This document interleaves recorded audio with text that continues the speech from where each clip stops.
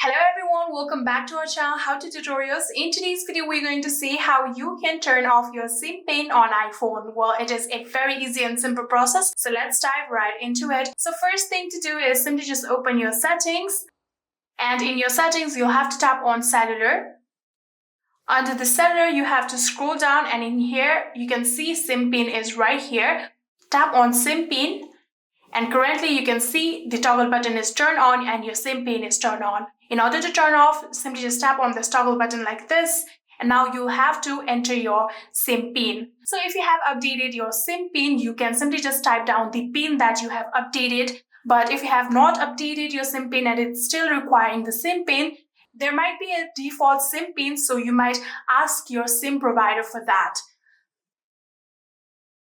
So after writing down the SIM pin, you have to tap on done like this, and you can see now your SIM pin is turned off. And just like this, you can turn off your SIM pin. I hope this video was helpful to you guys. If it was, please do not forget to hit that subscribe button and like our video. Thank you so much for watching. See you in the next.